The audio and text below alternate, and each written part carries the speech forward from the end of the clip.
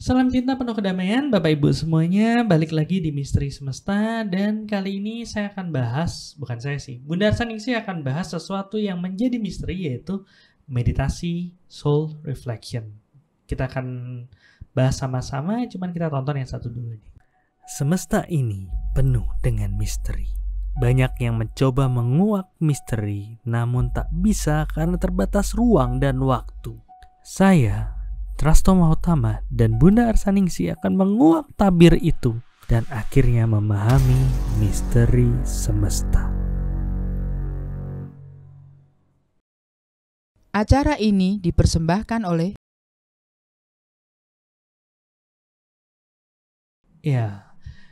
sebelum mulai pembahasannya kita pengen ngucapin terima kasih kepada Bapak Ibu semuanya, donatur yang sudah berdonasi ke Yayasan Cahaya Cinta Kasih, karena ya dengan support donasi ke Yayasan Cahaya Cinta Kasih ini kita bisa banyak melakukan berbagai hal termasuk podcast dan meditasi online, Bunda. Ya, terima kasih Bapak Ibu juga yang sudah berdonasi, karena ini bagian dari proses berlatih untuk berbagi, dan tentunya ini bagian dari menanam di tempat yang subur. Kenapa demikian? Karena apa yang Bapak Ibu donasikan akan kembali pada banyak orang untuk proses pertumbuhan kesadaran spiritual yang lebih baik, dan ini adalah suatu tempat yang sangat subur untuk proses kita berbagi. Oke, dan apalagi podcast ini kan ya walaupun tayang masih aja ada orang yang menonton segala macam, dan nggak jarang juga dari komen-komennya ada bilang, oh saya tercerahkan, oh saya dapat satu insight yang baru, oh ternyata seperti itu. Jadi ada proses pertumbuhan di situ ya, dan kita ya seperti motonya Soul juga, mari bertumbuh bersama. Ya membantu pertumbuhan orang berarti nanam pertumbuhan ya, Bunda. Betul, karena hukumnya kan tabur tuai. Dengan kita membantu proses pertumbuhan banyak orang meningkat, otomatis kita akan juga ke proses peningkatan spiritual yang lebih tinggi, naik kelas nih. Ada pemahaman baru yang ditambahkan, kemudian juga tentunya dalam menjalani kehidupan ini juga semakin ringan jalan hidup kita ya, karena kita paham, tidak lagi menjadi suatu misteri, kita sudah lebih paham dan dapat menjalani kehidupan dengan kualitas hidup yang lebih baik. Ya, jadi nggak usah takut, aduh saya berbagi gimana, karena ya apa yang dibagikan ya pasti akan diterima kembali ya. Betul. Dan tapi jangan jadi, aduh saya mau ngasih tapi ya biar saya balik, ya itu percuma juga. Oke, kita masuk ke pembahasan. Nih pembahasan kita ngomongin tentang meditasi soul reflection. Cuman sebelum kita mulai bahas, saya pengen minta izin dulu nih untuk Bunda Arsaningsih, kira-kira boleh nggak sih meditasi soul reflection ini kita bahas gitu, karena nggak semua orang punya satu teknik, punya satu satu cara senang kalau itu dibahas, karena banyak kan ya pokoknya kamu terima aja gitu kan, itu pasti akan mengubah, cuman caranya gimana itu menjadi suatu misteri. Nah misalnya seperti itu. Nah kalau Bunda sendiri gimana gitu? Ya kalau saya sih terbuka aja ya. Jadi kalau semakin banyak orang paham dengan proses meditasi ini, tentu proses meditasi mereka akan membuahkan hasil ya, akan bermanfaat bagi dirinya. Jadi kan pembahasan mengenai apa yang akan kita lakukan sudah di awal setiap meditasi soul reflection saya berikan terlebih dahulu, baru kemudian tuntunannya. Tapi itu pun masih banyak yang bingung ya, buktinya masih banyak pertanyaan mengenai proses meditasi. Jadi ya alangkah baiknya kalau kita bahas ini, Dr. Asto. Jadi kita buka blak-blakan aja apa yang ada dalam proses meditasi soul reflection tersebut. Iya, sebenarnya ini satu tema yang seru banget kalau kita bawakan live. Tapi karena satu dan lain hal kita nggak bisa bawakan live nih Bunda ya. Iya, mohon maaf kali ini memang tidak live, tapi kita sudah mempersiapkan ya Dokter Astu. Karena tentu setiap hari Selasa menjadi suatu hari yang ditunggu-tunggu. Kalau nggak ada tuh rasanya gimana? Kita kencan di di YouTube untuk bertemu, dan tentu kita juga pingin ya semua terus belajar, sehingga kita persiapkan pertanyaan-pertanyaan sekitar meditasi ini dari grup-grup Telegram yang mewadahi mereka-mereka yang sudah belajar di Seoul ini. Ya, harapannya juga kan ya, kalau misalnya ini pertanyaan dari mereka-mereka yang sudah ngerasain, yang sudah ngejalanin gitu.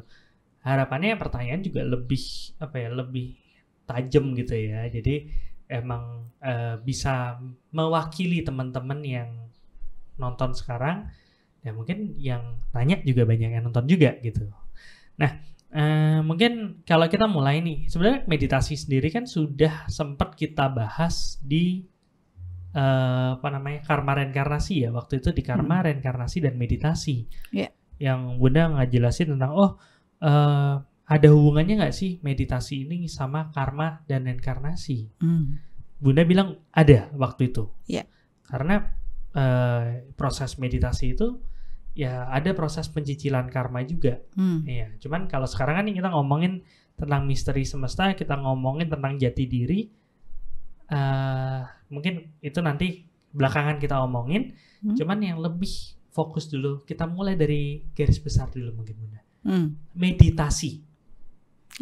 Satu kata yang banyak banget disebutin, banyak banget orang-orang yang bilang aku mau meditasi dulu.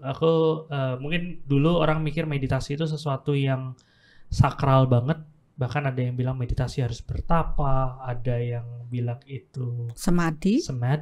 Nah, tapi di sini sekarang ini sudah mulai pergeseran, kayak meditasi itu menjadi sesuatu yang hits, sesuatu yang bukan sesuatu yang tradisional lagi, tapi lebih ke lifestyle gitu mungkin.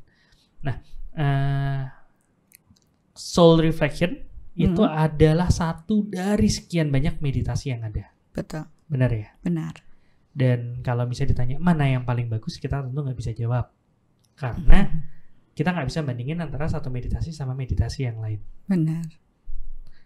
Nah, cuman kalau bisa ditanya apa bedanya, tentu ada dong Bunda. Apa bedanya soul reflection dengan meditasi yang lain?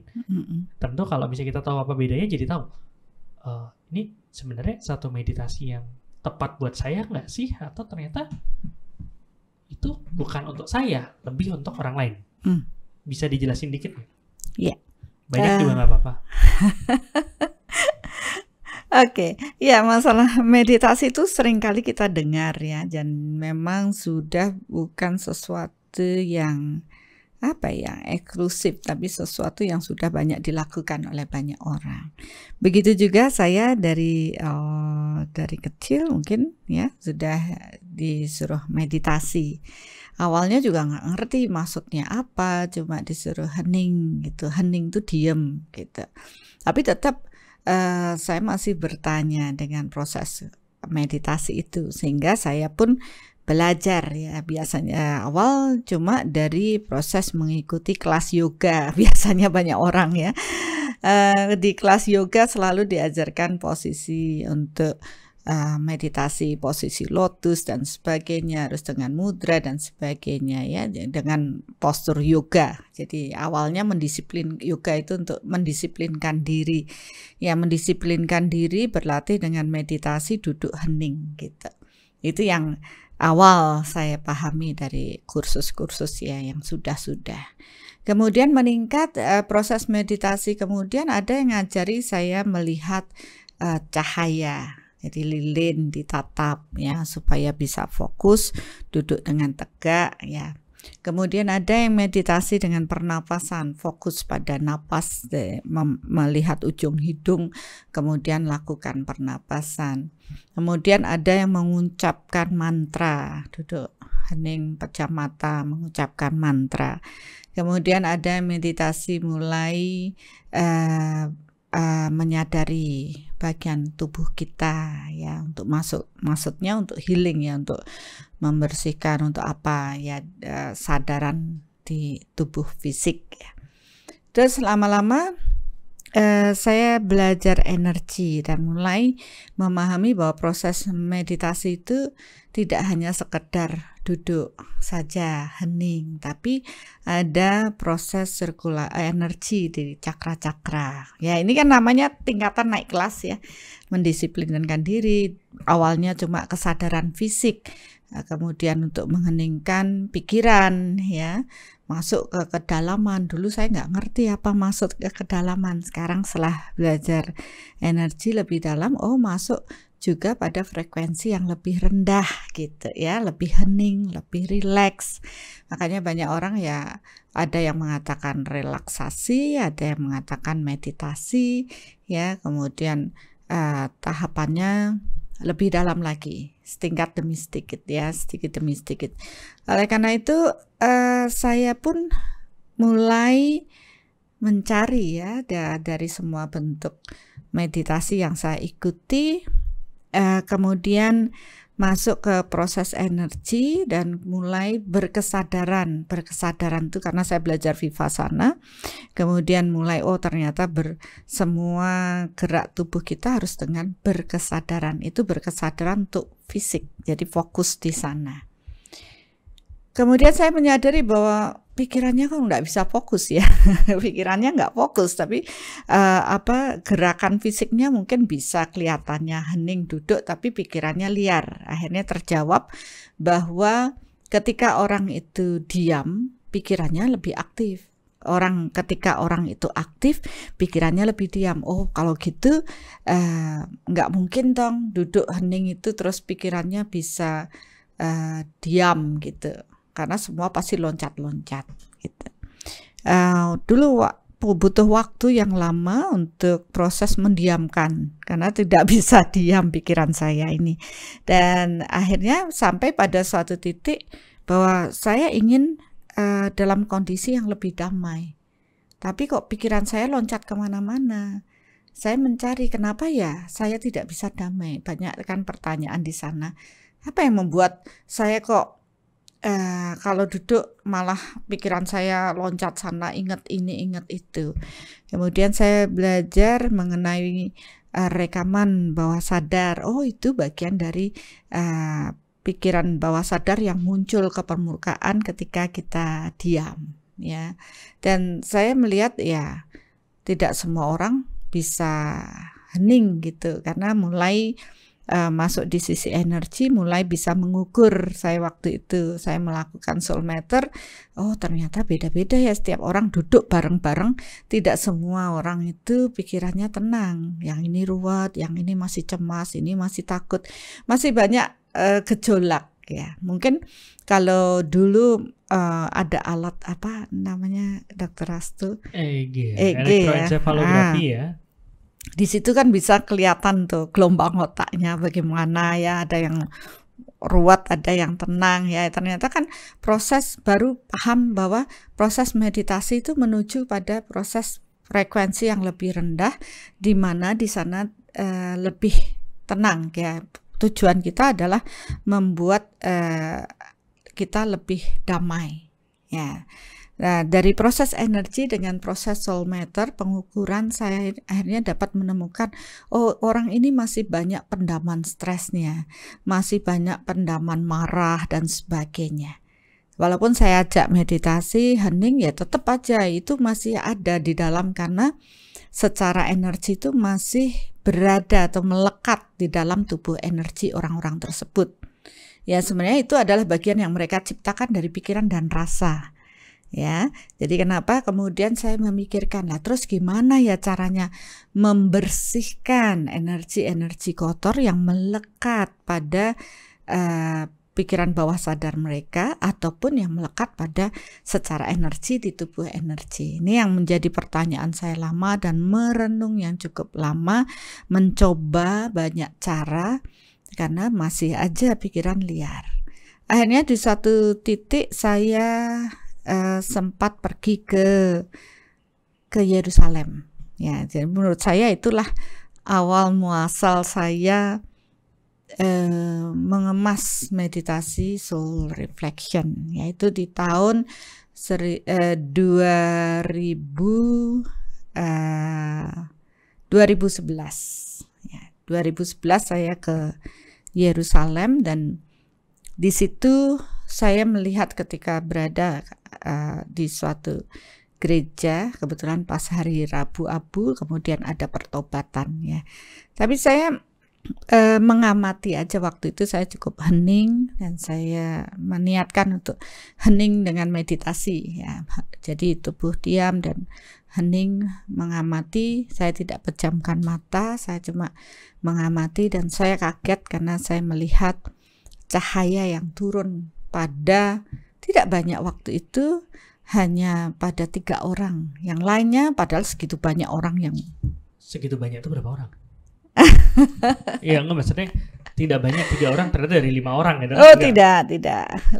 Waktu itu hampir ada 100 orang lebih ya dalam kondisi. Itu belum pandemi, itu tahun 2000. Iya, dari 100 orang hanya 3 orang saja. Hanya 3 orang yang Bunda lihat.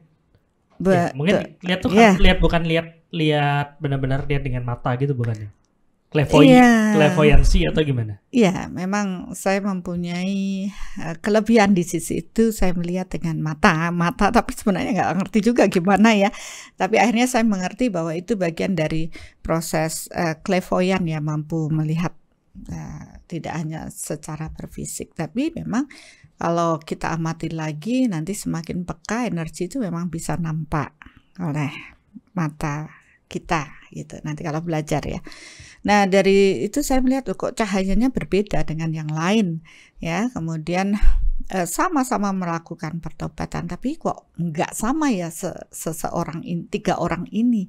Kemudian karena saya sudah paham dengan proses mengukur, saya mulai mengukur apa yang terjadi pada orang tersebut. Ya, dan saya mencari tahu apa itu. Dan akhirnya saya mengerti bahwa itulah cahaya Tuhan ya, cahaya dari proses energi, cahaya cinta energi Tuhan yang memasuki tubuh seseorang. Akhirnya saya berpikir, oh yang itu bisa, setelah mereka selesai, saya mulai mengukur lagi, oh yang itu bersih ya, secara saya melihat proses cakra jantung yang mulai aktif ya, kemudian saya lihat auranya berbeda dibanding orang-orang yang lain. Nah, itu menjadi suatu mungkin titik awal ya saya mulai memahami itu, dan kemudian saya pun setelah proses dari sana, dari Yerusalem itu, otak saya terus berputar. Terus apa yang perlu saya lakukan untuk proses meditasi? Semua orang melakukannya ya, dalam doa, dalam apa, dia hening, masuk di ya istilahnya menyiapkan dirinya untuk proses mengamati entah apapun ya, dengan pengaturan napas atau apapun, yaitu sebenarnya kan kembali pada proses dirinya masing-masing. Nah, di situ saya melihat sejatinya semua orang itu dalam proses meditasi itu ingin dalam kondisi kedamaian, damai, tenang. Tapi banyaknya pendaman-pendaman pikiran-pikiran atau rasa yang masih tersimpan dalam pikiran bawah sadar maupun secara energi masih terradiasi dari seseorang ini menghambat proses keheningan. Ya, kemudian saya mulai menyadari bahwa saya butuh cahaya cinta energi Tuhan yang turun. Ya. Sama seperti 3 orang ini. Ya, sama seperti kondisi 3 orang itu. Proses niteni juga ya Bunda ya? Iya, saya mengamati ya kejadian-kejadian seperti itu, sambil pertanyaan saya banyak sekali. Kenapa begini kok? Kenapa yang itu kok enggak? Kenapa yang begini? Ya, akhirnya saya mencoba lebih dalam apa sih yang dilakukan ya, karena itu proses saya mencari informasi, kemudian oh itu pertobatan ya, saya mencoba untuk melakukan proses pertobatan, dan saya mulai merasakan secara energi sambil mengukur, berarti cahaya yang turun itu eh, kondisinya harus sesuai ya dengan apa yang saya lihat ya. Saya sesuaikan kondisinya. Oh ternyata kekuatan cahaya cinta dan energi Tuhan itu akan hadir ketika kita memang membuka pintu atau kesadaran kita untuk kehadiran cahaya cinta dan energi tersebut. Ya saya rasa kita kemarin sudah bahas ya mengenai kerauhan atau kerasukan. Ya itu berhubungan dengan kekuatan lain ya yang masuk ke tubuh. Dan satu-satunya cara untuk bisa cuman bukan satu-satunya. Dua cara supaya kekuatan itu bisa masuk adalah dibukain pintu atau emang energinya ini terlalu dibukain pintu kan suatu entah kapan kita bukain gitu, atau saat energi ini saking besarnya dan kita energi ini terlalu lemah bisa masuk kan gitu. Iya.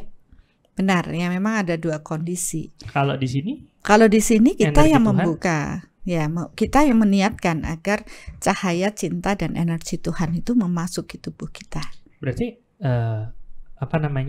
saya jadi Bunda ngomong kayak gitu jadi tergelitik gitu. Saya pernah ketemu satu orang dia bilang gini, waktu itu Bunda ngejelasin kan, iya kita tuh harus menyiapkan diri lah supaya cahaya cinta energi Tuhan itu bisa masuk dalam diri kita. Terus orang itu langsung dengan nada tinggi bilang gini, loh kok mengecilkan Tuhan? Emang Tuhan nggak bisa masuk ke semua orang gitu. Saya ingat waktu itu ada yang ngomong seperti itu gitu. Nah, itu ya bagi saya ya nggak ada masalah kalau orang itu pemahamannya baru di situ ya. Mereka berpikir, ada yang mengatakan kenapa sih Tuhan bikin kita rempong? Kalau Tuhan tuh bisa membersihkan kegelapan di seluruh bumi ini, ngapain kita manusia harus melawan kegelapan? Kan enak aja energi Tuhan diturunkan terus semua kegelapan itu bersih, kita manusia hidup tenang dan damai. Lah itu lagi kok enak banget kan. Jadi karena mereka sejatinya belum paham dengan proses bekerjanya kekuatan Tuhan. Gitu.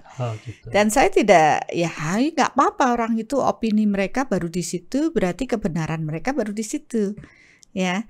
Adalah kalau kita mau melihat lebih dalam kebenaran yang lebih tinggi bahwa energi Tuhan sangat halus dan meliputi semuanya, ya seperti matahari ini, meliputi semuanya, tapi tergantung pada manusianya. Karena Tuhan memberikan manusia akal budi dan kehendak bebas, mereka bebas-bebas menentukan pilihan. Dia membuka diri dengan kegelapan atau membuka diri dengan kekuatan Tuhan, boleh-boleh saja.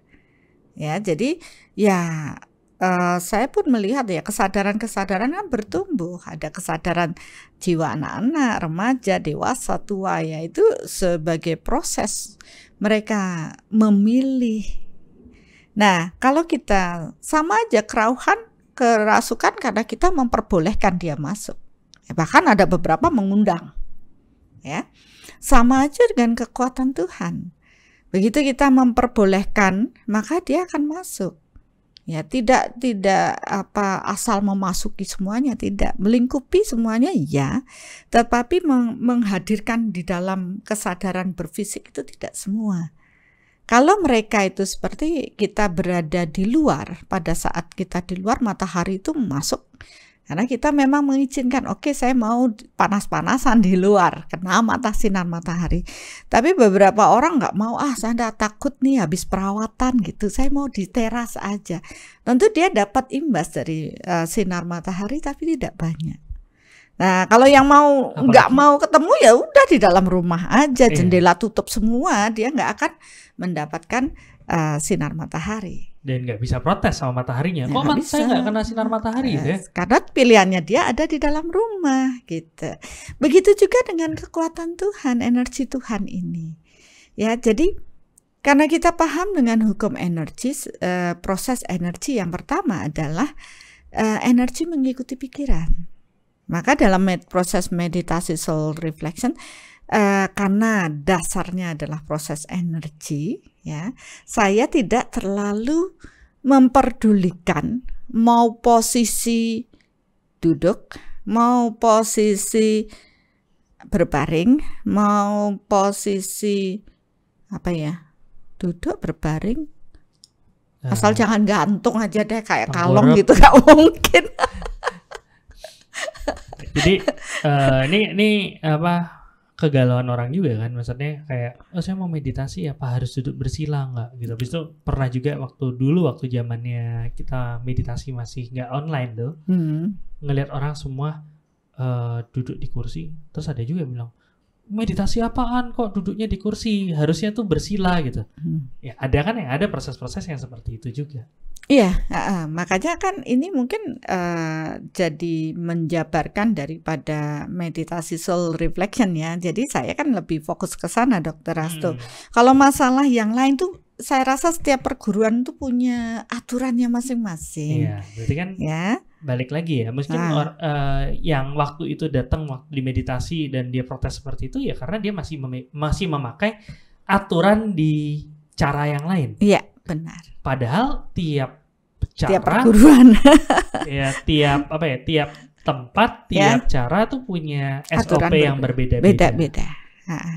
Makanya kan tadi saya cerita, yang di sini baru hatha yoga. Jadi postur duduk lotus, ya kaki harus dua-duanya ditekuk gitu kan, itu susah banget gitu. Mau posisi lotus kalau dulu susah banget karena dua-duanya harus telapak kakinya harus di atas gini.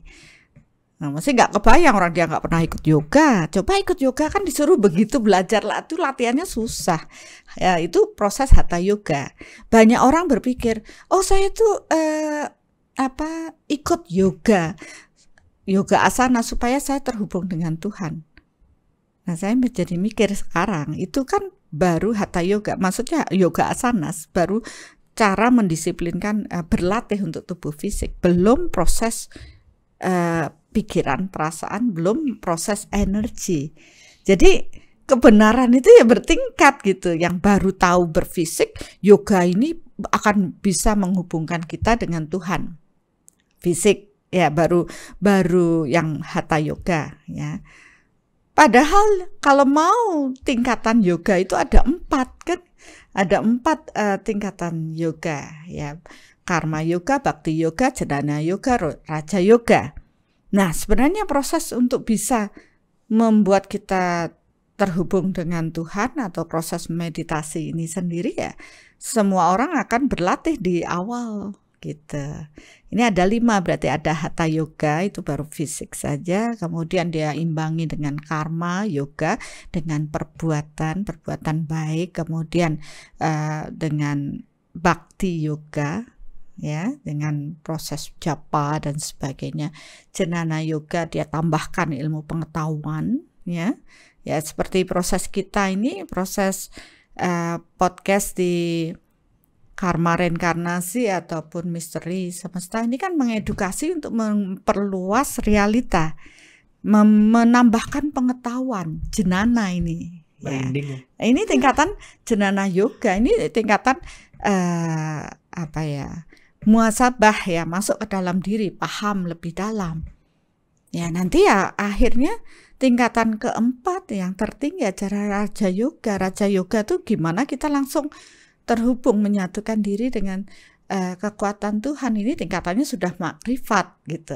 Jadi tingkatan yoga sendiri kan bukan hanya sekedar jungklang-jungkling istilahnya gerakan tubuh, tapi orang anggap itu yang membuat kita bersatu dengan Tuhan. Belum, itu masih tingkatan ya, naik kelas lah step by step. Maka ya apapun itu sesuai dengan apa yang diajarkan oleh mereka itu ya menyumbangkan proses mereka berlatih.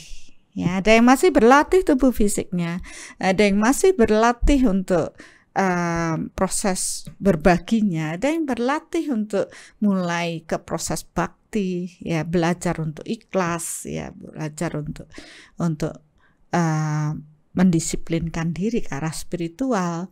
Ada yang berlatih dengan nggak cukup pengetahuan yang berfisik, butuh yang lebih luas, masuk jnana yoga. Ada yang butuh ini sudah pengetahuannya, tapi aplikasinya mana, bagaimana caranya, itu masuk pada raja yoga. Berarti kalau ngomong seperti itu nih Bun, saya jadi tergelitik. Berarti kan banyak nih kalau teman-teman ditanyain soul apaan sih gitu, terus dia bilang itu loh meditasi gitu. Tapi sebenarnya soul tuh nggak meditasi sebenarnya kalau Bunda ngomong kayak gitu. Ada proses menambah pengetahuan, ada proses berkarmanya juga, ada proses keterhubungan segala macam. Itu kan nggak cuma sekedar meditasi berarti. Iya, makanya sekarang kan tergantung nih setiap apa ya, perguruan kalau orang bilang ya. Dia Setiap mau cara lah setiap ya, cara jalan lah ya. mau yang apa diambil gitu. Karena pada waktu saya mengajar katakan kelas yoga ya, kelas yoga ya saya ajak dia untuk posisi lotus, mudra ya, karena yang di yoga kan baru fisik ya, diajarkan mudra, kemudian hening ya, tarik napas, hembuskan, ada yang tarik napas, tahan, hembuskan, kan gitu. Ada yang lebih sulit lagi, tarik nafas harus di lubang hidung kanan. Ya, hembuskan lubang hidung kiri ya, kan itu ya kita nggak bisa komentar ya, ya, karena memang begitu, itu untuk menyelaraskan cara masing-masing. Iya, dan itu banyak sekali gitu loh. Makanya meditasi itu kan banyak versi. Tapi tujuannya untuk apa ya? Tujuannya ya masing-masing punya tujuan masing-masing. Tadi ada yang mendisiplinkan tubuh fisiknya dulu. Ada yang bilang, saya sudah duduk hening, pikiran saya liar. Ya berarti bersyukur dia sudah bisa duduk hening. Ya, walaupun pikirannya liar, berarti dia mengamati dirinya. Dia udah tahu ya, oh ini pikiran saya liar nih. Dia sudah mengidentifikasi pikirannya liar. Nah sekarang dari proses gimana saya bisa hening, bisa damai. Nah itu baru masuk ke soul reflection gitu. Jadi bukan hanya sekedar duduk. Kalau mereka sudah mengidentifikasi pikiran saya liar, oh ya kalau gitu ikut soul reflection. Karena apa? Dari meditasi soul reflection itu belajar mengolah rasa supaya pikiran kita tidak liar. Gitu. Kenapa banyak pikiran liar, loncat sana loncat sini? Karena banyak pendamannya. Ya. Dia belum bisa apa ya? Menyeleksi antara pikiran-pikiran negatif dan positif, membiarkan semua masih liar begitu. Oke, itu salah satu pertanyaan yang banyak banget disampaikan. Ini karena ini nggak live ya, biasanya kan di live chat nih. Yang mungkin di live chat tetap pertanyaan tetap banyak, dan nanti kita akan coba untuk bahas di live berikutnya Bunda ya. Benar. Cuman ini kita coba compile dari grup-grup Telegram, grup Telegramnya Langkah Awal Mengenal Jati Diri dan lain sebagainya. Ya ini pertanyaannya sama kayak Bunda nih. Ketika meditasi pikiran ngelantur kemana-mana, nggak fokus pada tuntunan. Tapi posisi kita meditasi. Apakah meditasinya efektif? Apakah ada tips dalam memfokuskan pikiran selama meditasi? Bahkan ada nanya gini, Bunda saya nggak bisa ngosongin pikiran waktu saya meditasi. Setiap saya meditasi, pikiran saya nggak kosong-kosong gitu. Iya memang nggak. Makanya saya dulu pernah dituntut, kamu harus mengosongkan pikiran. Itu yang saya berontak. Pikiran saya nggak bisa kosong, gimana? Kok suruh mengosongkan pikiran? Gitu. Kosong-kosong malah kesambet. Kemarin pembahasan kerasukan terus. Pembahasan waktu itu kalau bengong gampang kesurupan. Nanti kalau kita kosongin pikiran nanti ada yang ngisi lagi. Ada yang ngisi nanti karena energi mengisi ruang kosong. Ya memang begitu. Makanya kenapa saya belajar situ terus akhirnya rasanya nggak cocok nih saya, karena saya nggak bisa kosong gitu ya. Saya cari lagi jenis meditasinya ya, kemudian ya sampai yang lucu itu ya menurut saya lucu. Kalau yang lain-lain kan saya fokus bisa suruh lihat lilin, ya sudah lihat, oh ya tak segitu aja gitu. Tapi itu lihat lilin kan, bukan jagain lilin kan? Kan nanti kalau jagain lilin kan babi ngepet. Oh beda ya? Oh beda. Nah itu pengalaman ya. Nah ada tadi yang paling lucu apa? Yang paling lucu itu ketika saya vipassana.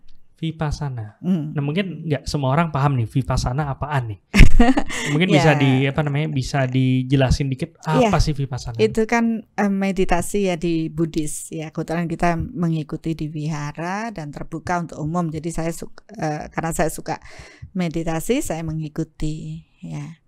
Kebetulan ada guru besar dari mana ya waktu itu, dari Myanmar ya. Kemudian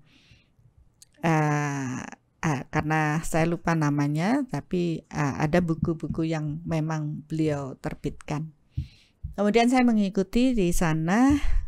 Awalnya saya juga bertanya, nih meditasi yang versi kayak apa lagi gitu, saking banyak yang saya ikuti. Kemudian ini meditasi berkesadaran, jadi untuk melangkah, merasakan gitu ya, merasakan, melangkah, meditasi berjalan. Jadi berjalan itu bisa dalam kondisi meditatif. Mirip ini dong kalau sekarang dibilang zaman kekinian tuh dibilang mindfulness itu ya. Ya mungkin seperti yang itu. Dibilang kita harus present, harus hadir pada setiap hal yang terjadi. Kalau misalnya muncul seperti ini, saya muncul seperti ini, kan seperti itu tuh. Kurang lebih begitu. Mirip lah ya, walaupun. Nah, dalam proses berjalan pun ada tahapannya, dan itu disadari. Ya, jadi itu bagi saya tuh sesuatu banget gitu. Karena bersyukur banget saya bisa berlatih kan. Kemudian 1 jam duduk, 1 jam berjalan, 1 jam duduk. Ya itu aja kerjaannya selama 7 hari. Tapi nggak boleh berbicara. Nah, kalau kita sudah berlatih sebelumnya untuk hening, ya tidak ada masalah dengan proses itu. Kita bisa melakukannya dengan tenang, dengan damai. Tapi saya lihat banyak orang yang teriak-teriak karena mereka tidak bisa mengontrol dirinya. Ya itu tadi yang masih loncat-loncat pikirannya. Ada yang sampai melarikan diri dari proses meditasi itu jadi yang sampai begitu berontaknya dia dengan latihan itu, orang tidak tahan gitu. Ya, tapi kalau kita yang sudah berkesadaran, saya merasa ini lebih lebih proses energi berjalan juga lebih lembut. Jadi kita bisa merasakan sampai akhirnya tanaman bisa berbicara, hewan berkomunikasi. Dan itu sesuatu banget buat saya. Ya lucunya itu tadi, tidak semua orang tuh siap dengan tidak berbicara dalam jangka waktu sekian lama, tidak berinteraksi, hanya duduk berjalan. Saya lihat orang semakin stres ya. Kalau yang belum siap secara mental, ya dia lebih stres lagi karena mengendalikan fisik itu ternyata lebih susah lagi gitu.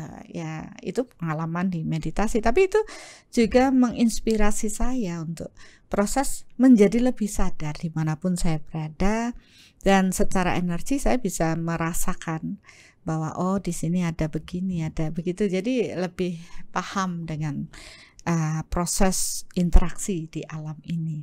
Energi rumput, tanaman, hewan itu kan akan lebih bisa kita bedakan. Kalau sekarang dengan soul meter lebih canggih lagi, lebih enak ya. Jadi pakai soul meter aja udah tahu ini energinya begini, ini seperti itu. Jadi itu salah satu pengalamannya Bunda dalam proses berarti proses menemukan soul reflection ya waktu itu ya? Ya itu bagian juga ya. Bagian juga saya menemukan, kalau nggak salah itu di tahun 2010 saya mengikuti Vipassana tersebut. Oke. Saya sendiri pernah sebenarnya belajar. Ya maksudnya yang Bunda ceritain kayak gitu, walaupun mungkin levelnya nggak sampai yang berhari-hari, yang dibilang nggak boleh ngomong sama sekali. Serius stres loh. Iya, itu dan yang saya lihat selama itu orang sudah, kalau mereka tidak berlatih ya, ternyata itu menjadi suatu siksaan, apalagi duduk berjam-jam. Cuman kan pertanyaannya nih Bun, orang sadar nggak sih waktu dia itu ngambil paket atau ikut latihan Vipassana itu, jangan-jangan dia tetap dengan dengan pemahaman bahwa meditasi itu bikin rileks gitu. Jadi dia punya pemikiran bahwa meditasi itu bikin rileks, datang ke tempat seperti itu malah nggak rileks gitu. Ya itu kan kadang-kadang kan gitu ya, maksudnya pilihan ya, mereka mencoba-coba itu ya wajar aja, pingin tahu ya, keinginan. Jadi ternyata kalau mau lebih dalam memahami proses meditasi itu kan tidak bisa hanya sekedar coba-coba gitu loh. Jadi memang dia harus paham untuk apa dia melakukan. Nah, itu dia. Nah, itu kan ya itu makanya saya juga ya pengalaman bagi saya bahwa oh ya itu ada yang begitu. Kemudian ya dari proses mengalami banyak hal ya, bahkan pernah melihat ya, jadi secara cahaya yang berbeda padahal ya sama dengan kondisi duduk hening, tiba-tiba merasa terusik dengan cahaya-cahaya gitu. Bukan cahaya lampu kan? Bukan, kalau Bukan ya? tiba-tiba pas gelap terus bercahaya, saya ngerti, oh ini Dokter Hasto hidupin lampu. Biar saya nggak kena jebakan lagi nih.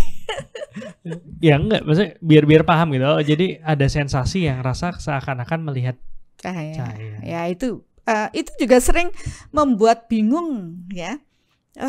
Saya meditasi, saya kok nggak berasa apa-apa. Karena temennya cerita, oh saya meditasi lihat pink, kemudian ganti hijau, ganti orange, terus langsung lihat ungu gitu. Itu jangan-jangan meditasi di tempat disco lagi, ganti-ganti warna tak. Enggak ya, tapi memang ada yang seperti itu. Ada yang begitu gitu. Dia melihat cahaya ada, makanya setiap orang berbeda-beda sensasinya. Ada yang ketika hening gitu tiba-tiba kok rasanya kesemutnya banyak sekali ya. Loh kok menjalar ya kemana-mana gitu. Dia terganggu dengan perasaan ada semut yang jalan-jalan. Padahal itu reaksi dari proses energi gitu. Ya makanya memang perlu menjawab pertanyaan-pertanyaan agar orang itu tidak bingung dan tidak sekedar mencari sensasi yang dirasakan orang lain. Iya, nanti terlalu fokus sama sensasi malah lupa sama esensi. Iya betul sekali ya. Kita bahas di mana ya itu? Iya sempat kita. Nah. Maksudnya ya maaf Bunda. Jadi yang saya cuma kepikir nih, setidaknya orang tuh kalau mau belajar atau gimana, coba cari tahu dulu berarti dong seharusnya tujuannya tuh apa sih gitu. Ya memang idealnya kan begitu. Takutnya dia mengikuti jalan A, dia berpikir bahwa jalan A itu ke Surabaya, ternyata jalan A itu ke Jakarta gitu. Terus begitu dia jalan semakin lama kok semakin jauh sama Surabaya ya gitu. Udah gitu dia kesal sendiri. Gimana sih saya mau ke Surabaya kok nggak dapat, padahal ya dia naik bisnya ke Jakarta. Ya bisa aja terjadi begitu ya, harapan yang terlalu tinggi ketika mengikuti proses belajar ini belajar itu, banyak akhirnya kecewa. Ya mungkin aja ada juga yang kecewa dengan saya berbagi meditasi soul reflection karena harapannya dia tuh mau lihat yang warna-warni, atau seperti beberapa yang bilang, Bunda saya sudah meditasi tapi kok TV-nya nggak muncul. Karena saya pernah berbagi bahwa setelah itu pada saat saya meditasi tiba-tiba muncul ya seperti cerita atau alur yang ternyata bagian dari past life. Itu kalau ditanya ke saya bilang coba cek koneksi gitu nanti. Atau alamat YouTube-nya udah pas belum ya? Ya, jadi kan mungkin aja mereka akan kecewa karena target meditasinya adalah itu. Nah, oleh karena itulah saya mulai mencari ya sebenarnya orang tuh proses meditasi itu lebih baik untuk proses apa. Nah, saya sangat takjub pada proses yang saya ceritakan tadi di Yerusalem tadi. Baru mau nanya, banyak soalnya udah diceritain. Ya, jadi itu fokus di situ karena itu yang akhirnya ya dari Vipassana juga saya sudah takjub karena saya akhirnya merasakan dan menyadari bahwa dengan proses semakin kita bisa berkesadaran, saya bisa menyadari kesadaran daripada tumbuh-tumbuhan dan hewan, bahkan bisa berkomunikasi. Ya, itu luar biasa banget bagi saya, dan saya menambah membuat saya akhirnya lebih berkesadaran dalam setiap saat. Ya, itu sesuatu banget.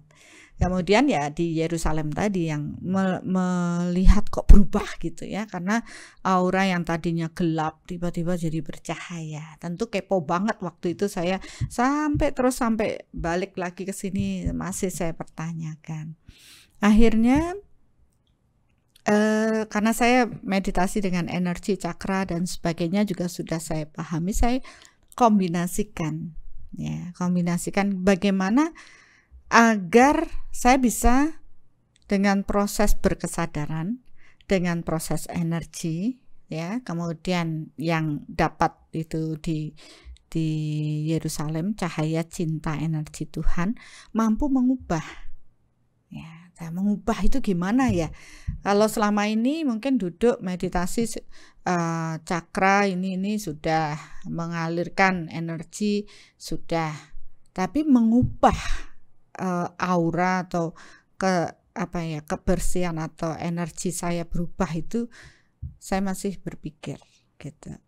Nah, setelah pengalaman itu saya menyadari bahwa itu bisa berubah, bisa mengubah. Tapi yang mengubah itu siapa? Yaitu kekuatan cahaya cinta dan energi Tuhan. Karena selama ini saya berkecimpung di energi tanpa melibatkan kekuatan cahaya cinta energi Tuhan, habis meditasi ya sama aja, tidak ada yang berubah gitu loh. Maksudnya ya segitu-segitu saja, energinya powernya segitu-segitu saja ya. Dan itu butuh waktu, setiap hari dengan latihan-latihan yang katanya mengubah tapi belum berubah. Dan akhirnya dengan proses ini saya mengambil poin penting bahwa proses berubah itu tidak bisa tanpa melibatkan kekuatan Tuhan. Ya. Jadi saya ambil poinnya, berarti saya harus menghadirkan tadi 3 kekuatan Tuhan, cahaya, cinta, energi Tuhan dalam diri. Tapi setelah masuk dalam diri, apa yang saya lakukan? Nah, kemudian ya saya ingat, yang saya lakukan harus saya melihat orang bisa berubah dengan proses pertobatan, berarti saya harus melakukan proses minta maaf dan memaafkan. Karena saya melihat ada tali-tali yang terhubung kemudian bersih. Nah, saya pingin tali-tali yang, dan saya menyadari ini saya ada tali-tali, ini saya mau bersih gimana caranya gitu. Saya mencoba akhirnya, saya menurunkan cahaya cinta kekuatan Tuhan. Kemudian saya minta maaf, memaafkan. Saya selesaikan satu persatu. Ya, jadi ini butuh pengamatan. Soul reflection itu bukan sekali langsung jeder, langsung jadi, enggak. Ini bersih. Tapi yang itu kok belum gitu. Awalnya dengan minta maaf, memaafkan, ternyata yang lebih terbersihkan adalah emosi, mental, emosi ya. Dari tubuh emosi, dimensi emosi kita lebih bersih gitu. Tapi belum semuanya. Ya, akhirnya berarti dengan memaafkan, minta maaf, tali-tali ini bisa putus. Ya, akhirnya saya lanjut lagi. Kemudian mulai mengamati, tapi kok saya belum bisa masuk di frekuensi lebih rendah ya. Jadi kan ada frekuensi beta, alfa, theta. Saya cari apa sih yang ada dalam frekuensi tersebut, energi apa saja. Saya dapat, kalau beta tuh banyak marah dan sebagainya. Berarti saya harus bersihkan rekaman itu dulu agar saya bisa masuk ke kedalaman. Ya, saya harus bersihkan semua hal negatif di frekuensi beta agar saya bisa masuk ke frekuensi alfa, theta, delta. Nah, itu yang maksudnya masuk ke kedalaman itu masuk ke frekuensi yang lebih rendah. Tapi selama rekaman buruk dari pikiran perasaan kita masih ada di frekuensi tersebut, maka kita tidak bisa masuk ke frekuensi yang lebih rendah, tidak bisa masuk di kedalaman. Akhirnya saya mengerti kenapa orang pikirannya tuh masih liar, loncat-loncat. Karena rekaman di frekuensi beta, alfa, tetanya masih banyak. Ya, terutama beta ya, dalam keseharian kita rekamannya banyak sekali dan itu mengotori tubuh energi kita. Dan hukum energi yaitu energi mengisi ruang kosong. Sedangkan kita penuh dengan emosi negatif, kontaminasi, dan banyak hal yang masih berkecamuk dalam pikiran dan perasaan kita. Otomatis ya kita masih penuh, cangkirnya belum kosong. Nah, di sini akhirnya saya dapat clue, oh ya berarti kita harus bersihin dulu setiap frekuensi dengan melibatkan kekuatan Tuhan. Berarti melibatkan kekuatan Tuhan itu kunci. Ya.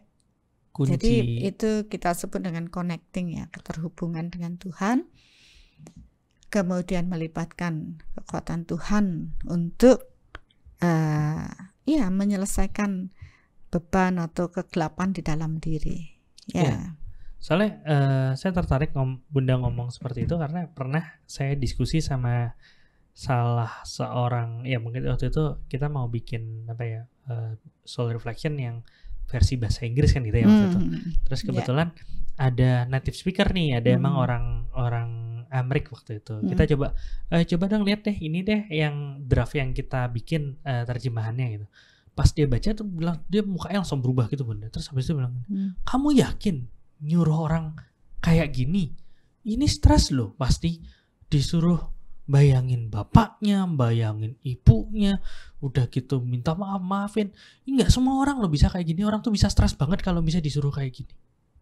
Nah, ya mungkin bagi beberapa orang kalau cuman ngebayangin tanpa nurunin tanpa ada energi Tuhan ya bukannya benar-benar maafin jadinya atau minta maaf, tapi malah keinget-inget malah tambah dongkol, malah tambah kesel, ya malah nambah banyak lagi yang harus PR-nya.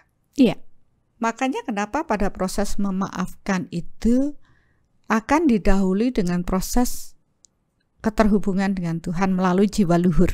Nah, ini kalau mau dijabarin panjang banget jadinya. Sejak kapan sih Bunda tahu jiwa luhur itu?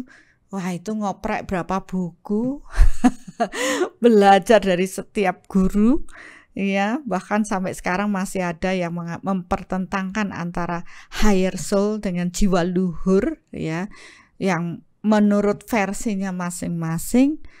Ya sah-sah aja dong. Sah-sah saja. Saya sih bilang ya, tetap apakah kamu mengakui bahwa dari proses agama yang kamu dapatkan itu merupakan tuntunan menuju Tuhan? Ya. Ya berarti jiwa yang mampu menangkap atau menjadi saluran sabda Tuhan dalam proses tersebut jiwa yang utama. Apalagi setelah paham dengan konsep reinkarnasi, kelahiran berulang ya berkali-kali, karena dengan misi jiwa yang spesifik, yang khusus, yang bisa membantu manusia-manusia biasa itu mengenal Tuhannya gitu. Jadi ya tetap kita butuh keterhubungan lebih dulu dengan jiwa luhur, baru bisa menuju pada kekuatan Tuhan, karena jiwa luhur mempunyai fungsi sebagai jembatan cahaya ya, sebagai saluran Tuhan ya, untuk mentransformasikan, mengubah kekuatan Tuhan untuk bisa masuk pada kekuatan manusia-manusia biasa. Dan di situ akhirnya saya paham, oh ya pantas ya. Jadi saya sangat bersyukur dengan proses itu. Ya, banyak orang berpemahaman bahwa ini jiwa saya, ada jiwa saya yang lebih tinggi dan baru bisa terhubung dengan Tuhan. Lalu jiwa saya yang lebih tinggi, jiwa itu cuma satu. Terus jiwa saya yang lebih tinggi berarti kualitas jiwa tuh ada yang tinggi, ada yang rendah, kan saya bingung malah. Ya, berarti yang ada sekarang jiwa yang lebih pendek gitu.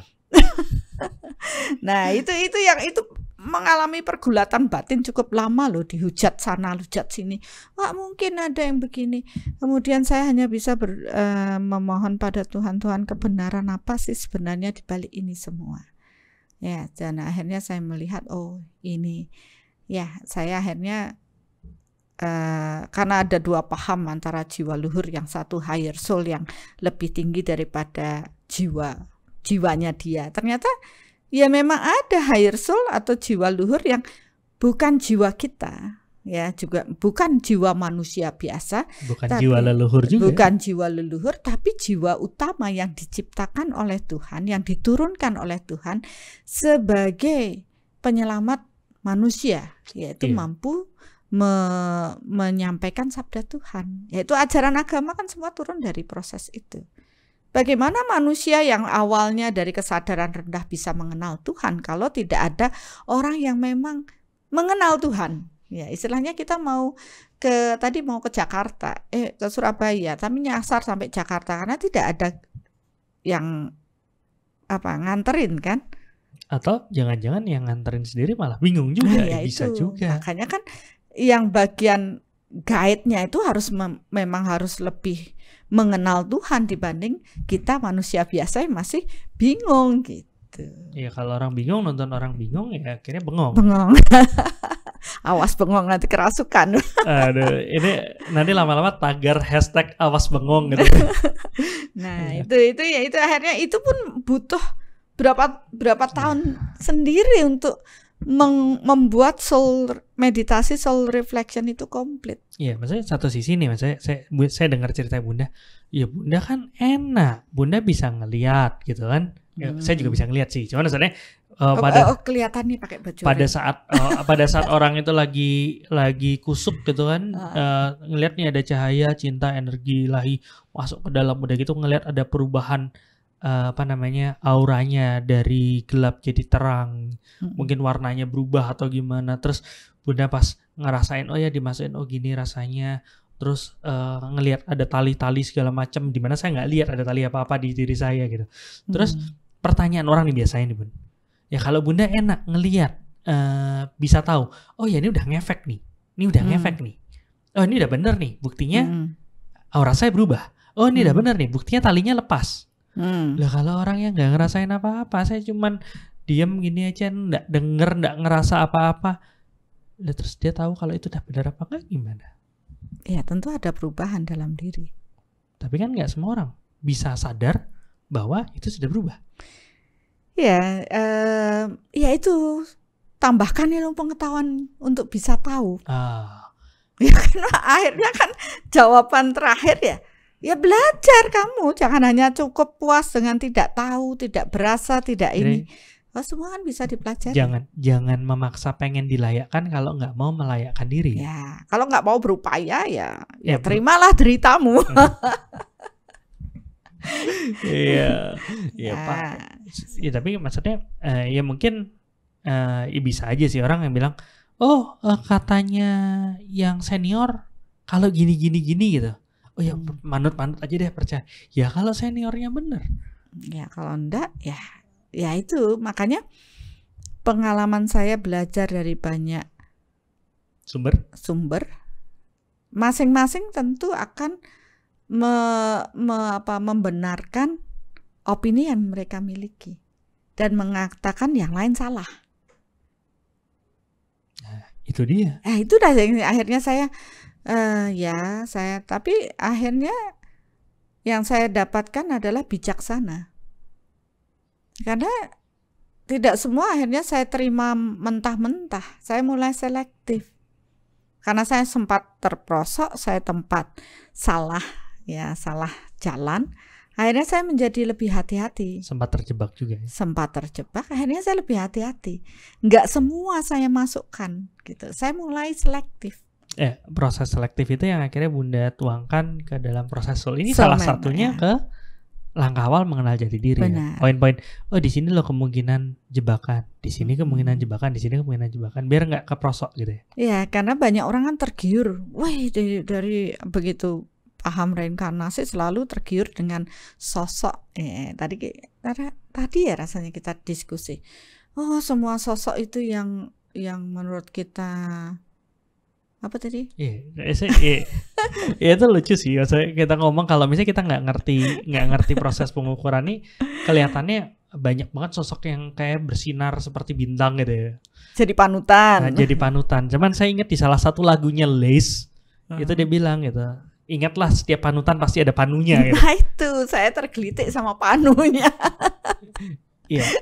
Tapi kan balik lagi, kalau misalnya kita melihat panutan ada panunya, udah gitu kita nggak mau dianut lagi, ya bisa aja. Tapi kalau kita lihat ini panutan punya panu, jelek banget, nggak enak banget ngomongnya. Panutan punya kelemahan gitu. Di proses kelemahan tuh kita pelajari juga. Gini cara menangani segala macam ya kita bisa bertumbuh lebih besar. Saya juga mengalami dari proses itu. Tapi tetap dalam lubuk hati saya yang terdalam saya sangat bersyukur. Kenapa? Karena saya dapat pelajaran. Apapun itu, beliau hadir itu ya untuk membuat saya terus ke proses bertumbuh. Ya, Oke. itu ya kalau bisa bijaksana. Kalau enggak ya sudah kegiring terus. Ya jadi bijaksana bijak sini ya. Bijak sana bijak Oh, beda. sini, bukan bijaksana. Ya. Nah, dari proses ini dari masing-masing pasti ada kelebihan, ada kelemahan. Yang membuat saya bisa mengambil sisi positif adalah ya itu tadi, tidak egois, tidak sombong, tidak baru belajar ini saya sombong, baru sini enggak. Saya mulai menyadari, oh ya, saya menyadari setiap ini pasti ada kelebihan dan kekurangan. Ya, akhirnya saya mengambil dari sisi-sisi yang positif yang sesuai dengan proses energinya dan saya aplikasikan dulu. Jadi segala sesuatu seperti soul reflection atau apapun itu saya coba ke dalam diri saya. Karena saya takut salah gitu. Takut salah tuh maksudnya takut membawa orang salah langkah gitu. Karena itu hukumnya penderitaannya luar biasa. Saya di past life sudah pernah sih masalahnya. Jadi saya gak mau mengulang lagi gitu. Jadi saya hati-hati sekali apapun yang ini saya lakukan untuk diri saya. Tesnya di dalam diri. Tes saya buruk, oh berarti yang ini gak boleh. Ada kesalahan sama Tuhan, gak boleh. Oke, cari yang lain. Formula yang saya rasakan, kemudian karena saya tahu tidak semua orang punya kepekaan seperti saya, jadi ya saya jadi manusia percobaan dulu gitu. Saya coba dulu di dalam diri daripada sama orang lain coba-coba, mending coba diri sendiri. Kalau jelek ya pernah saya gara-gara salah melakukan sesuatu, walaupun ya waktu itu saya sangat kepingin proses orang tuh katanya moksa tuh hilang secara berfisik. Nah itu ada ilmunya di Tibet, hilang fisiknya. Terus saya pikir wah itu yang bagus. Kemudian saya mencoba mengikuti proses itu, kok saya lama-lama menjauh dari cahaya ya. Kok jauh dari kekuatan Tuhan. Akhirnya saya terpuruk. Dan akhirnya saya kembali pada Tuhan. Oh ya Tuhan, saya menyadari itu salah gitu ya. Maksudnya bukan itu sebenarnya kodrat manusia itu ya tidak ke sana moksa atau ini bukan menghilangkan tubuh fisik, tapi ya kesadaran kita yang bertumbuh. Nah itu pun mengalami sesuatu yang buruk ya. Jadi ada orang mengatakan, emangnya Tuhan pernah marah? Saya bilang pernah. Orang saya aja pernah melakukan kesalahan yang membuat saya jauh dari Tuhan. Itu marah apa tegas? Marah apa tegas itu? Ya tegas ya, sesuai tegas, dengan ya? Hukumnya kan. Saya tidak sesuai dengan hukum alam ya saya akan terpuruk. Tapi ya orang menilai itu sebagai bentuk suatu kemarahan. Ya padahal ya ketegasan Tuhan bahwa kamu tidak berada pada jalan kebenaranku, ya udah sana gitu. Seperti disamplek kayak gitu, mulai keluar bahasa susah dinyah bukan? Ya pokoknya gitu dah. Makanya nggak berani lagi. Dan soul reflection ini memang sudah saya lakukan karena saya bisa mengamati, bisa mengukur, bisa merasakan. Akhirnya ya eksperimen adalah di dalam diri saya. Bentar, kalau Bunda ngomong kayak gitu, saya jadi pikir nih, sebenarnya soul reflection itu bukan satu metode yang selesai dalam satu malam. Benar? Iya. Bukan betul. satu metode hasil eksperimen 1-2 tahun. Betul. Bukan metode hasil eksperimen 1-2 kehidupan. Ya. Itu sudah terekam dalam dari proses kehidupan ke kehidupan ya. Dan akhirnya ya bisa begini ya karena dari proses past life yang sudah belajar ya, sehingga di kehidupan saat ini rekaman itu semua muncul dalam otak saya, dalam kesadaran saya, dan saya tinggal menyempurnakan ya dari yang sudah dari rekaman itu. Oke. Nah, sekarang ya bersyukur sih kalau misalnya ada yang emang udah menyarikan dari sekian kehidupan. Saya kehidupan lalu aja nggak inget kok. Disuruh yang dulu dipelajari ya embuh juga gitu. Tapi itu menjadi satu proses yang emang sudah ada step-stepnya, 1 ini, 2 ini, 3 ini kan seperti itu. Jadi lebih gampang gitu. Kalau kita disuruh niteni sendiri, kamu salah, coba introspeksi ya, itu aja mabuk itu. Ya, makanya kan sekarang aja baru orang itu paham ini mengubah. Kalau dulu kan melalui proses hujatan, ngapain sih begini, ngapain begitu, karena harus tampil beda ya, berani tampil beda, karena tidak semua orang itu mempunyai kemampuan untuk berani tampil beda. Mereka cenderung lebih banyak ikut-ikutan yang sudah banyak diajarkan, ikut-ikutan yang diarahkan oleh banyak orang ya. Jadi kalau saya ya sepengetahuan saya dengan proses ini kan sudah teruji, sudah dieksperimenkan untuk diri saya. Oh, ada baik. Bahkan dari proses ini saya menyadari pertumbuhan cakra spiritual saya bertumbuh, kemudian menyadari terukur dari awal mengikuti sampai saat ini perubahannya terukur. Kemudian saya menerapkan pada banyak orang juga, perubahannya juga nyata secara berfisik. Dan meditasi soul reflection ini udah sebelum saya berikan di online sudah saya bagikan lebih dari 100.000 orang ya, karena saya sudah mengajarkan itu terlebih dahulu pada setiap senam hamil saya ya, yang sudah berapa ribu jiwa ibu hamil. Kemudian saya sudah mengajarkan ke sekolah-sekolah, sekolah SD, SMP, SMA. Kemudian di setiap kesempatan saya berbagi, saya selalu ajarkan mereka, dan mereka selalu menyatakan bahwa oh ya, ini berubahnya secara energi, paling tidak mereka jauh lebih tenang, lebih damai. Kenapa? Karena yaitu mendilit rekaman-rekaman negatif secara energi dengan melibatkan kekuatan Tuhan. Nah, itu baru delete ya, jadi bersih-bersih batin ya. Jadi banyak orang melakukan ingin pensucian batin, pensucian dirinya, tapi mereka lebih banyak mengarah ke pensucian tubuh fisik, masih di sisi tubuh fisik. Mereka belum masuk ke proses rohani berhubungan dengan batin. Jadi saya mengatakan ya, ini bersih-bersih batin. Batinnya harus bersih, karena proses batin tercipta dari proses pikiran dan rasa. Nah, rasa-rasa yang terradiasi buruk ini harus diperbaiki. Maka dengan proses melibatkan kekuatan Tuhan, mari kita delete rasa-rasa yang negatif. Karena rasa dari bentukan pikiran negatif itu akan tetap memunculkan pikiran-pikiran yang loncat-loncat tadi. Nah, mereka-mereka yang sudah rutin melakukan mendelete, menyadari, dan ini proses mengenal diri nih. Karena yang mengenal ada dirinya sendiri, yang harus, memang dia harus berlatih sehingga dia tahu, oh ini pikiran saya marah, oh ini saya cemas, ini takut, ya, akhirnya di-delete dengan melibatkan kekuatan Tuhan secara energi. Ya, jadi di sini pun dengan proses meditasi saya bisa tahu. Jadi kenapa meditasi soul reflection saya ukurin, oh ini masih belum semua, saya masih menunggu. Karena memang semua dapat terukur, yang ikut ini apakah semua sudah terbersihkan? Nah, itu bisa terukur. Ya, saya menunggu aja sifatnya, karena yang melakukan adalah diri mereka masing-masing. Kan setiap orang harus berinteraksi dengan proses meditasi itu dengan dirinya. Jadi ini bedanya meditasi yang lain dengan meditasi soul reflection. Jadi karena fokus pada proses mengenal diri, memahami diri sendiri, maka saya tidak terlalu fokus pada posisi duduk, posisi meditasinya.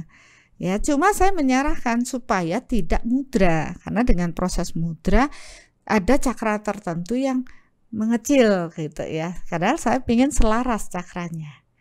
Ya, jadi saya biarkan mereka untuk proses menerima, karena kita pada waktu itu menghadirkan cahaya cinta energi Tuhan memasuki tubuh. Kalau mudra nanti nutup dia. Jadi cahaya cinta energi Tuhan enggak bisa masuk lebih banyak lagi. Ya, mungkin yang dulu ngajarin mudra atau gimana, dia udah benar-benar tahu. Oh, kalau ini ditutup untuk yang seperti ini dibuka biar kayak gini. Saya lagi pengen kayak gini, saya tutup yang ini, saya buka yang ini. Saya pengen kayak gini, saya buka yang ini, tutup yang segala macam gitu. Betul. Tapi begitu dilakukan. Kalau dilakukan dengan pengetahuan, dengan knowledge yang seperti itu ya mungkin masih cenderung lebih aman ya.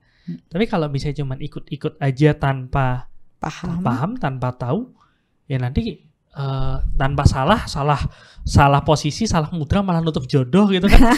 Habis itu nutup rezeki, nutup pintu hati segala macam. Ya makanya saya selalu menengadahkan tangan saja dalam sikap menerima, karena kita menghadirkan kekuatan cahaya cinta energi Tuhan, kita menjadi saluran berkat Tuhan agar kita bisa memaafkan. Itu tadi, kalau kita hanya memaafkan doang orangnya akan stres. Tapi begitu kita melibatkan kekuatan Tuhan, kita baru mampu memaafkan atau minta maaf, karena itu butuh kerendahan hati. Dan cahaya cinta energi Tuhan ternyata mampu membawa kita masuk pada frekuensi yang lebih rendah. Jadi ya nggak cuma ngomongin minta maafin ya, ngomongin move on kayak waktu itu yang Smart tuh kan, ya dia bisa move on dengan lebih cepat karena emang ada power lebih cahaya cinta energi Tuhan yang untuk ngolah. Ya. Tapi balik lagi, kalau abis itu dipikirin lagi, dibayang-bayangin lagi, ya itu ya bisa bermasalah lagi. Move off. Bisa bermasalah lagi gitu ya. Jadi tapi kan lebih bagus daripada tidak paham dengan metode ini, dia terus terbelenggu dengan proses itu. Paling enggak kalau yang tadi cerita Smart itu sudah bisa berubah, terus suatu ketika menarik kembali karena dia sudah tahu, dia bisa membersihkan lagi. Kalau mau. Ya kalau mau kembali, tergantung pilihan. Oke, jadi maksudnya ini kan saya waktu Bunda ngomong kayak gitu, saya cuma keinget sama diskusi sama salah satu temen. Dia bilang gini, ini kita nggak ngomongin meditasi, ini kita lagi ngomongin branding gitu ya. Dia bilang orang tuh kebanyakan mikirin what sama how. What itu apa yang dilakuin, how itu gimana caranya, tapi mereka lupa sama why. Nah di soul reflection, what-nya apa? What-nya duduk, ya mungkin ada beberapa dengerin musik, dengerin audio segala macam. How-nya gimana? Ya dengan proses menurunkan cahaya cinta, tapi why-nya yang kadang-kadang orang lupa. Why-nya itu adalah terus ngelihat ke dalam diri, panu-panunya itu diobatin, dibersihin, dan ya terus akhirnya self healing dengan terus-terusan nih seperti itu. Iya, butuh waktu juga kan. Iya. Nah, tapi kalau nggak pakai knowledge-nya seperti yang kita bahas sekarang, mungkin bingung kan gitu. Iya. Ya setidaknya dengan proses ini jadi tahu why-nya kenapa. Ya nanti kalaupun ngikutin nggak kenapa harus kayak gini, kenapa harus kayak kadang-kadang udah ngikutin tapi begitu kita ada kenapa kok gini malah akhirnya nggak maksimal kan, seperti itu ya. Jadi ya bisa dibilang ini adalah proses ya, kalau di ngomongin karma dan reinkarnasi dan spiritual ya, waktu yang dulu ini yang setahun yang lalu itu kan ngomongin bahwa spiritual adalah proses keterhubungan kita sama Tuhan. Dan proses soul reflection sebenarnya adalah proses spiritual. Betul. Yang dikemas secara modern. Benar. Berarti para pemeditasi, para soul refleksionis ini adalah bahasanya kok angel sih, adalah modern spiritualis. Ya bisa aja dikatakan demikian. Yang penting kita tahu kenapanya, tahu gimana caranya, kan gitu ya. Ya mungkin itu sih poinnya Bunda. Jadi harapannya ya sama kayak tadi saya ngomong why-nya. Why-nya di episode yang kali ini adalah memberi pemahaman supaya nggak bingung. Ada yang bilang meditasi soul reflection apa? Meditasi soul reflection itu apa namanya tadi? Harus sadar setiap saat. Ya nggak gitu, Bang. Maksudnya nggak sama dengan kesadarannya seperti apa kan gitu. Meditasi soul reflection itu adalah duduk dengan dengerin musik, ya nggak juga. Meditasi soul reflection adalah guided meditation. Meditasi yang dituntun sama orang. Ya benar juga, tapi yang melakukan ya diri mereka sendiri. Nah, dan nggak sampai ya mungkin beda dengan guided meditation yang lain karena belum tentu di guide-nya dengan cara yang sama. Ini kan yang kita bagikan ini menurut saya yang tadi kita bahas tuh belum semua loh, Dr. Asto. Iya, ini Itu titipan. baru setengahnya dari proses meditasi soul reflection ya, karena kita baru melibatkan kekuatan Tuhan ya melalui jiwa luhur, kemudian baru menyadari ya, membersihkan kenapa kita perlu delete dulu ya hal-hal negatif yang kita miliki. Tentu yang tahu adalah diri kita ya, tapi kalau saya membantu untuk mereka mengerti ya, mengenali lebih secara garis besar. Jadi, tapi bukan berarti waktu Bunda bilang kadang-kadang nih kan, ini ada 7 orang, ada 20% yang masih menolak tubuh fisik misalnya gitu. Bunda langsung niat, oh ini yang masih menolak tubuh fisik tuh yang di kota sini nih. Oh yang di kota sini nih. Oh yang ini nih orangnya si ini namanya, enggak tuh Bun? Ya enggak sih, kalau saya ya kalau mau begitu bisa, tapi kan saya enggak rempong juga ngurusi orang segitu, karena saya bayangkan mereka yang semua ini kan visual ya, secara soul matter, bahwa mereka semua yang ikut meditasi katakanlah 100% kan.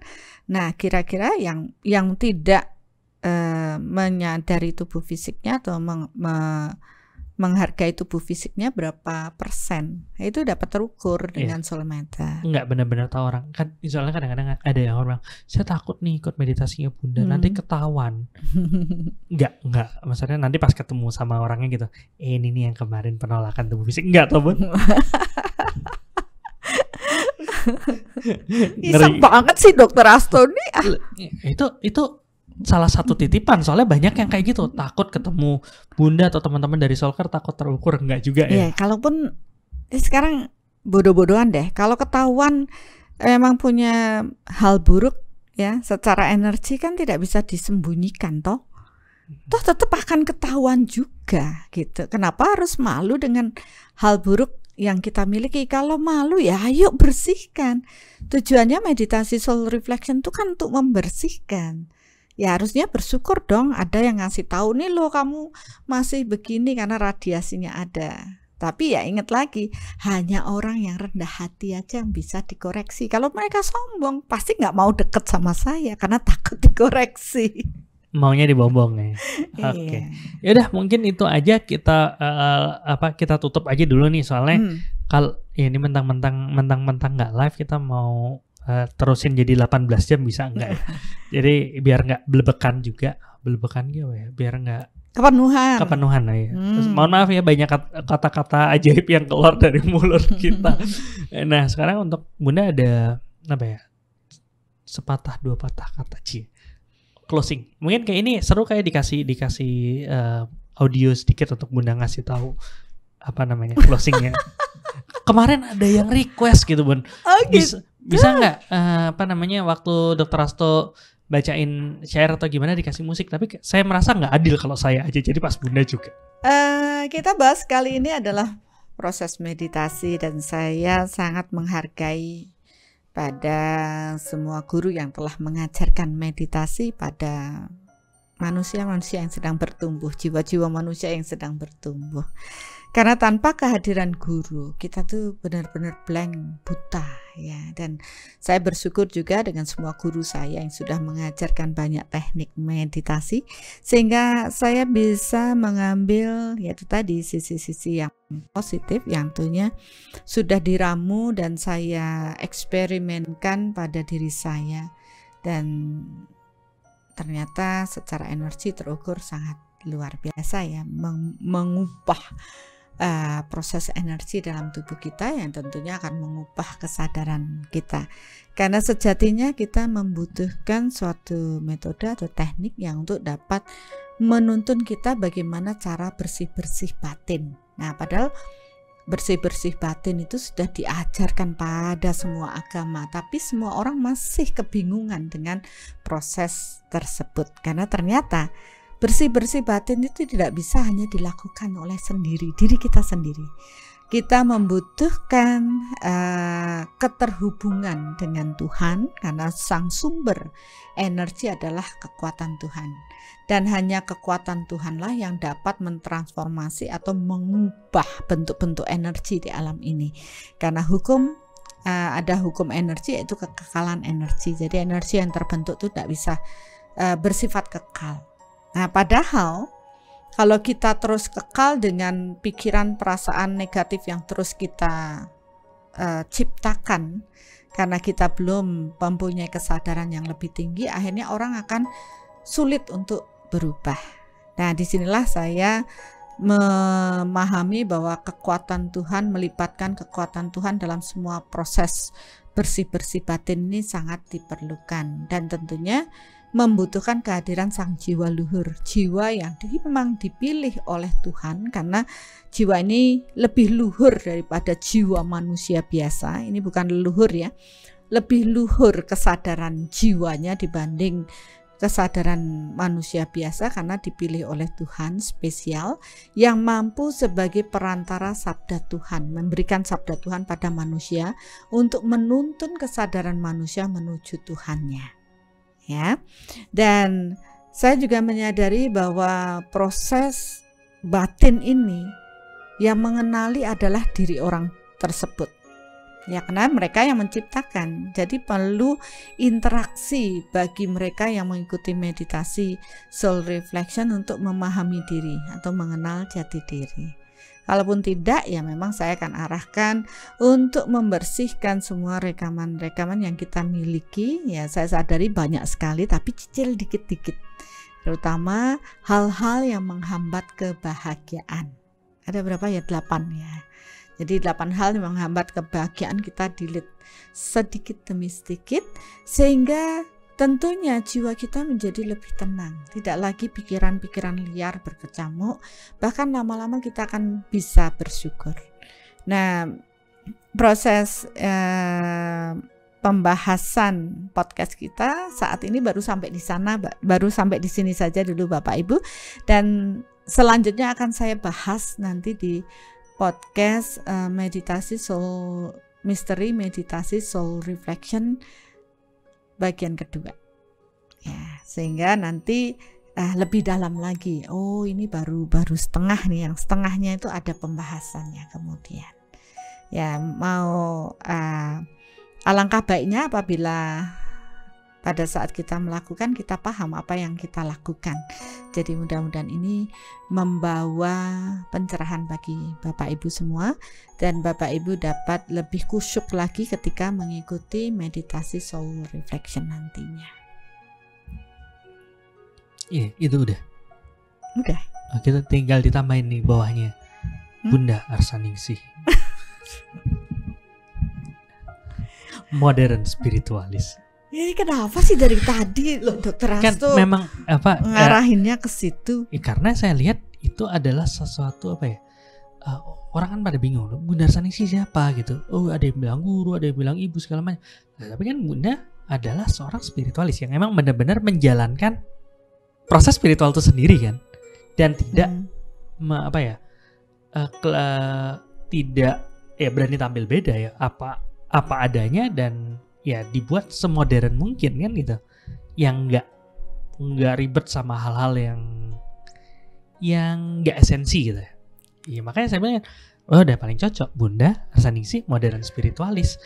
Teman-teman yang emang belajar dan bertumbuh di Soul sama juga modern spiritualis semua. Oh, pantes dong ke sana arahannya Dokter Hasto. Saya dari tadi bingung. Ini mau ngomongin apa kok ke situ aja? Ya mungkin. Iya dong. Ya saya sih terserah lah mau ngomongin apa, yang penting saya menjalankan semua prosesnya dengan damai. Orang mau melabeli saya apa saja silahkan aja. Ada yang melabeli baik, ya terima kasih. Ada yang melabeli buruk, ya oke saja. Jadi saya tidak terpengaruh dengan semua proses-proses di luar. Yang penting saya menjalani proses hidup saya dengan tenang, damai, penuh cinta. Oke, yang penting tetap walk the talk dan talk the walk ya. Ya. Jalanin apa yang emang diomongin dan ngomongin apa yang emang dijalanin. Ya, itu harusnya. Jangan cuma pencitraan aja. Ya. Oke. Udah cukup ya? Cukup, sekarang nunggu Dokter Hasto nih. Oke, musiknya udah jalan. Jangan musik hip hop ya. Oke, bisa dibantu deh Pak. Jiwa dan hati tidak bersisi, namun kadang terasa tidak terisi. Banyak yang sarankan meditasi agar jiwa dan hati terintegrasi. Atur nafas, atur pikir, harapannya gelap terkikir. Pakai mantra atau tantra, harapan seperti sihir, abrakadabra. Semua amalan ada awalan, ada tujuan maka ada jalan. Jalan berbeda, tujuan tak sama, jangan berharap capai yang sama. Jika ingin mengenal diri, fokus jangan lihat kanan dan kiri, lihat ke dalam. Hapus yang kelam, dibantu sang sumber siang dan malam. Ada yang cepat, ada yang lama, asal tujuan dan jalan sama, berjalan bersama mencicil karma, mari bertumbuh bersama. Wow, luar biasa. Mari bertumbuh bersama. Ya, sampai ketemu di podcast berikutnya. Podcast berikutnya.